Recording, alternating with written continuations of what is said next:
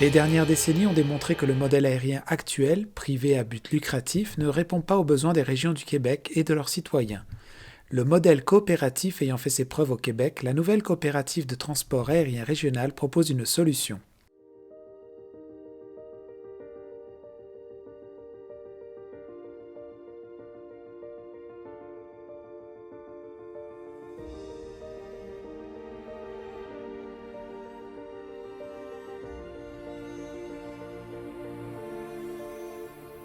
Parce que c'est un outil essentiel pour nos régions. Afin de favoriser et soutenir le développement économique du Québec. Et pour le développement touristique. Pour développer nos industries. Un projet qui nous unit tous, nos régions, notre capitale et notre métropole. Une compagnie aérienne qui nous appartient et qui voit à nos intérêts. C'est bon pour tout le Québec.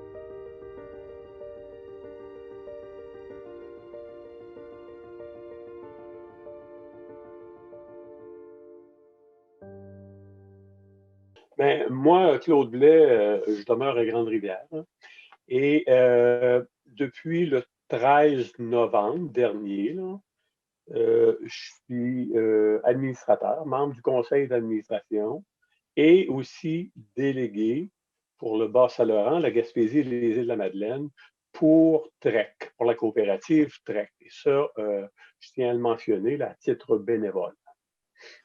D'accord. Alors, j'ai vu sur votre site internet, que vous dites que le modèle qu'on a eu pendant plusieurs années, qui fonctionnait avec des compagnies aériennes privées à but lucratif, était un modèle qui ne correspondait pas ou ne répondait pas aux besoins des usagers.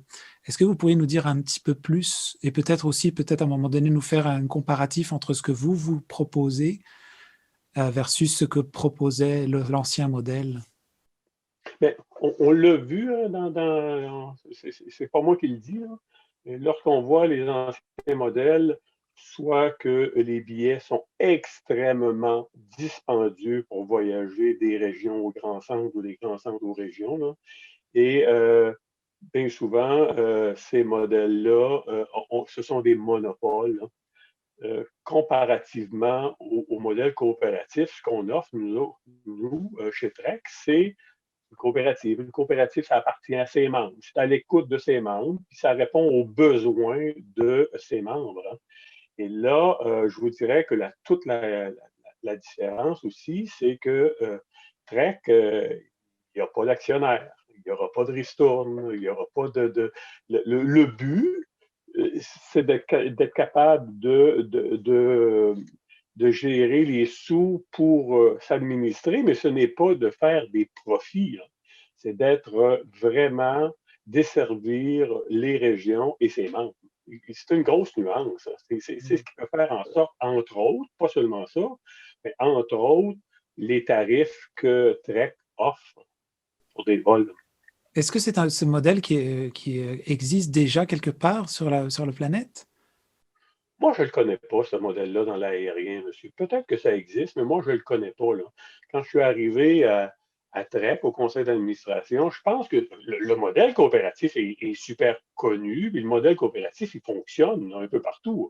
On en a des coopératives dans notre milieu ici, là, dans nos régions, et on peut penser et on peut rêver aux membres corporatifs, aux membres coopératifs de Desjardins, avec leurs plus de 8 millions de membres. Là. Ils ont fait le classe, ça fait longtemps. Là. On est un beau modèle coopératif qui existe depuis très Et longtemps. du coup, pour que ce modèle-là, pour un modèle pour l'aérien puisse fonctionner, qu'est-ce que ça prend exactement pour que ça puisse se mettre en place exactement?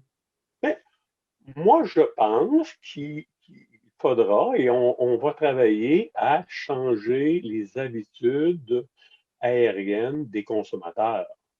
présentement, il y a quelque chose qui dit à peu près, bon, on n'est pas capable d'emplir ou d'avoir 19 ou 30 passagers dans nos avions. C'est pour ça que nos prix sont élevés. Nous, chez Trek, on dit le contraire, complètement le contraire. On dit, il n'y a pas de monde dans les avions parce que les prix sont trop élevés. Qui peut voyager la Gaspésie à Montréal en grand coût de 1 000 $ du billet? Là? C'est à part que des gens d'affaires, des gens qui voyagent pour leurs entreprises, pour les fonctionnaires et ainsi de suite. Là.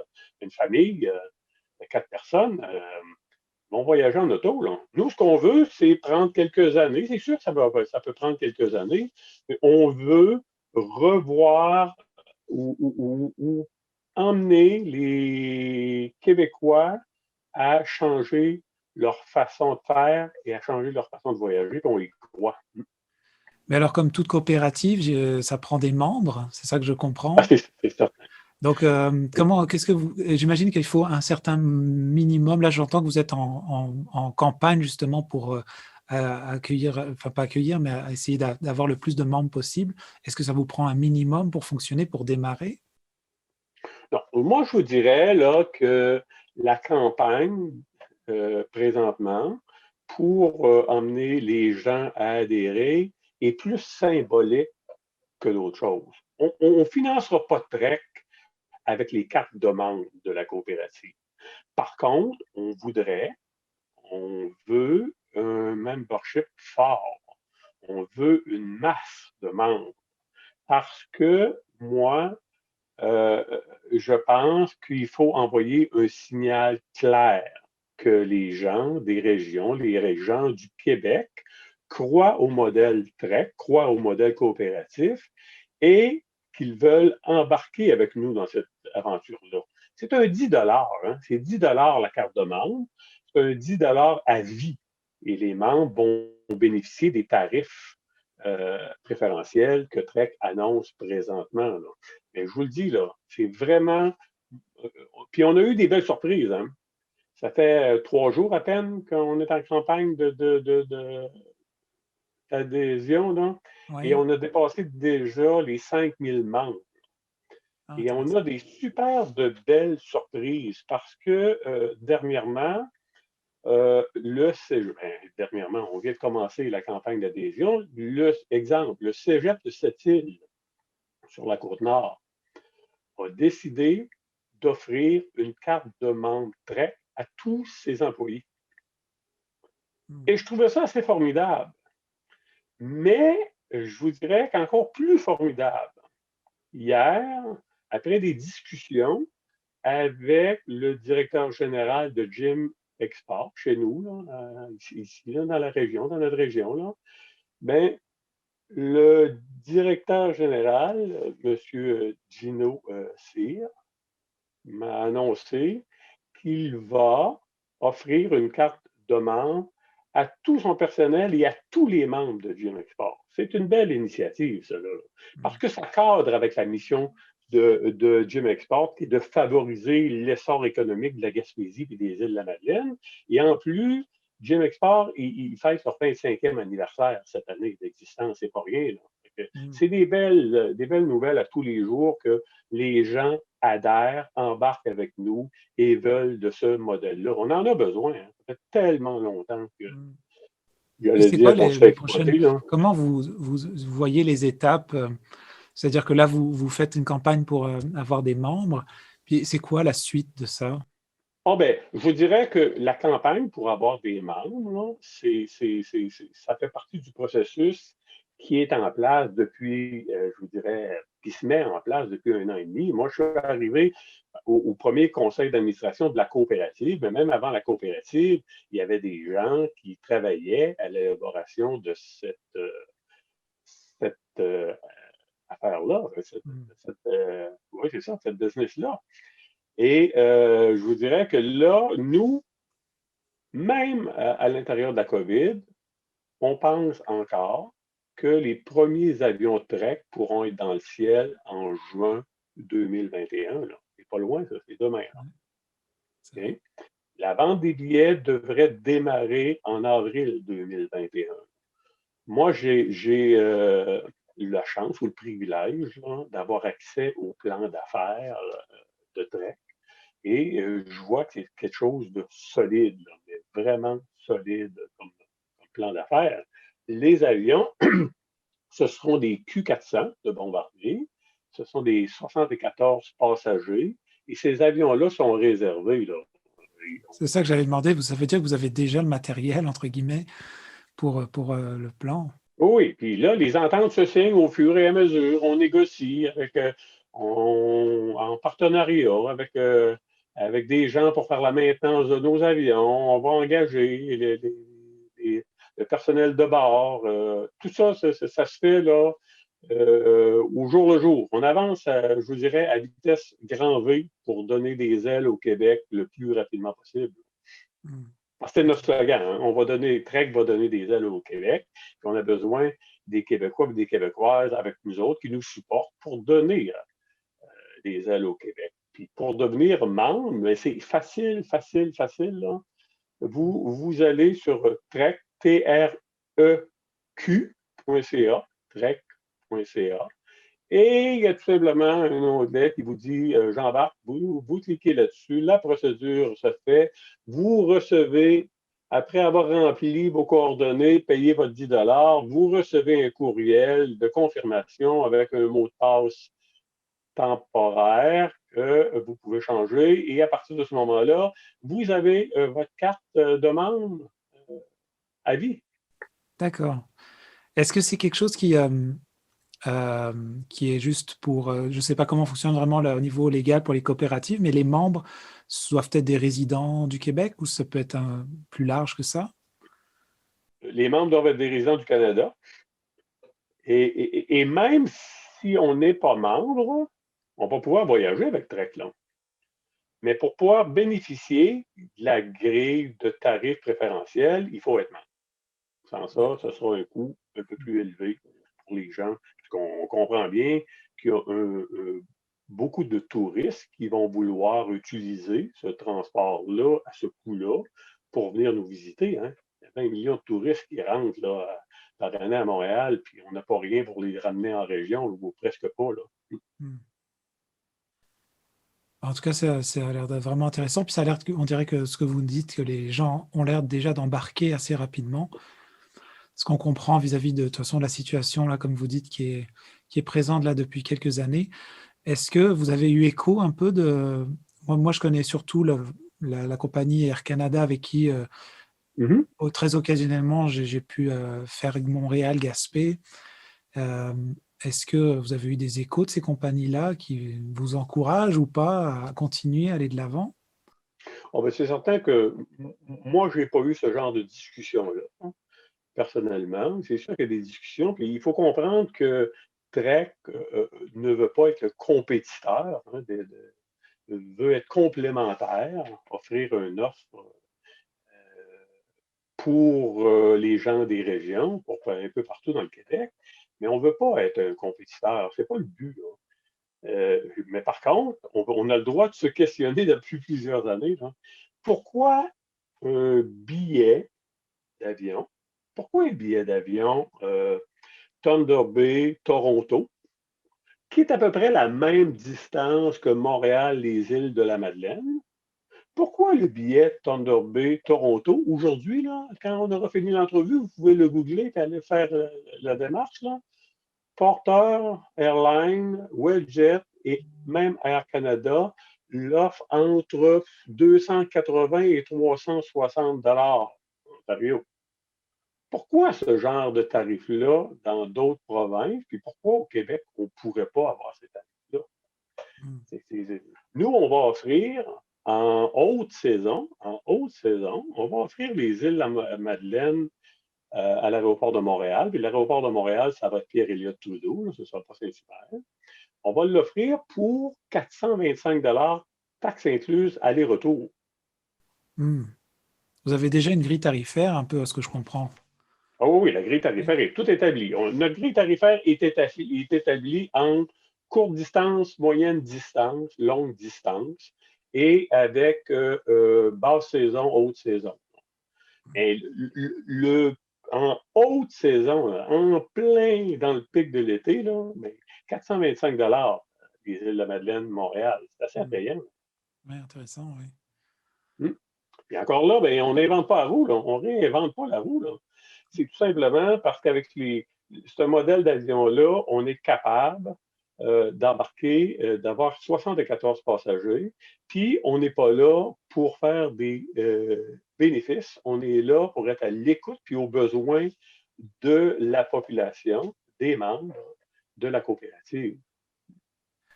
D'accord. Et pourquoi vous avez décidé personnellement, en tant que bénévole, d'embarquer dans ce projet-là?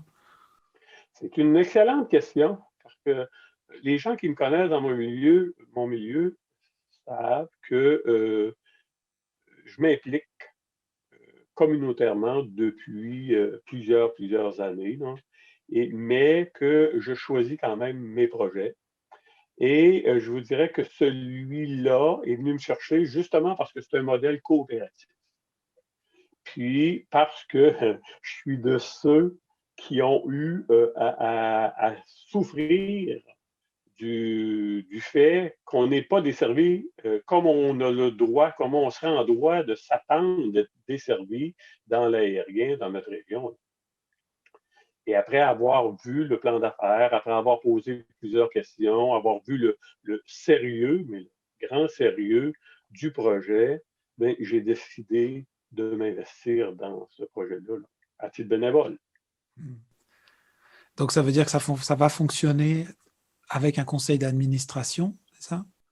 Comme toutes les coopératives. C'est un conseil d'administration qui a été constitué le 13 novembre avec des gens de toutes les régions du Québec qui représentent. Moi, je suis administrateur, mais je suis aussi le délégué pour le Bas-Saint-Laurent, la Gaspésie, les îles de la Madeleine. Notre président est Éric Larouche, un homme d'affaires connu et reconnu au Saguenay-Lac-Saint-Jean. Et notre DG est Serge Larivière. Monsieur Larivière a travaillé pour Intra-Ouest, est propriétaire de l'aéroport. Il est propriétaire de l'aéroport international de Mont-Tremblant et il a développé tout ce qui est autour de Mont-Tremblant, tout le touristique autour de Mont-Tremblant. Il y a des gens dans toutes les régions. On Ça, a vous avez l'air d'être bien entouré là. Jean-Martin Hossan qui est connu, Jean-Martin Hossan qui est connu. On a Mirka Boudreau sur la Côte-Nord. On a Danny Caron à Québec. C'est tout du monde qui s'implique là, bénévolement pour faire lever ce projet-là. D'accord, oui, vous avez l'air bien entouré en tout cas pour que le projet soit bien porté. Merci, puis je crois que oui, moi aussi. Moi, je suis un optimiste de nature, Oui. mais je crois à la force du nombre, puis je crois que les gens, les Québécois vont répondre à cet appel-là, et je demande aux gens de ma région à moi d'y répondre à grand nombre. D'ailleurs, je vous lance l'invitation, là, vous pouvez devenir membre. Hein. Ah, bah, c'est mon intention parce que je suis un grand voyageur et je prends beaucoup l'avion quand même. Et j'ai une résidence dans l'Ouest canadien, plus en Colombie-Britannique, mais c'est pour ça que je vous demandais si c'était ouvert aux Canadiens à l'ensemble. Mais oui, pour profiter, parce que moi, je vois bien, parce que je prends plusieurs fois l'avion chaque année, que les différences de prix qui existent entre certaines compagnies sont souvent... on se pose des questions, pourquoi il peut y avoir des écarts de 500 à 1500 $ pour un même trajet. Et en tout cas, j'avais déjà entendu parler que des fois, il y avait même des algorithmes qui faisaient que selon les recherches qu'on faisait, les prix pouvaient augmenter ou le nombre de places diminuant, les prix augmentent. Enfin, il y a tout un jeu comme si on travaillait en bourse. J'imagine. Ouais. J'imagine qu'il n'y aura pas d'algorithme avec Trek. Vous allez avoir une grille tarifaire fixe. Puis vous allez savoir comment ça vous coûte la Gaspésie-Montréal, la Gaspésie-Québec. Vous allez savoir comment ça vous coûte les îles de la Madeleine. Vous allez savoir comment ça vous coûte pour aller à Sept-Îles. Il y a un engouement énorme présentement à Sept-Îles puis au Saguenay dans la campagne d'adhésion. J'aimerais bien que ce même engouement-là se reflète dans notre coin, dans notre région. Et j'invite tous les gens d'affaires à suivre l'exemple de Jim Export, puis du Cégep de Sept-Îles, puis d'adhérer massivement à notre coopérative. D'accord. Bon, en tout cas, merci pour votre temps. J'avais une petite question plus technique par rapport à ce projet-là. Comme la plupart des compagnies aériennes ont une maison mère quelque part, est-ce que pour Trek, ça va être le cas aussi, là où les avions se font réparer, là où ils reviennent comme à une base précise? Est-ce que c'est déjà défini? Oui, toutes ces ententes-là sont en train de se finaliser. Plusieurs le sont déjà et tout devrait se faire à l'aéroport de Montréal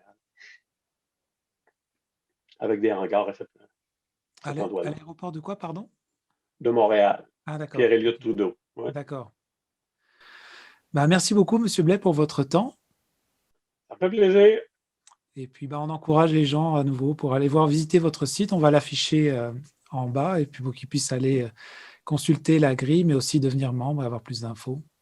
N'oubliez pas, Trek va donner des ailes au Québec, mais il faut devenir membre. En raccrochant, allez exercer, allez chercher votre carte de membre. 1700 $ en prix. Tous les dimanches, 12h30, jouez à votre super télébingo.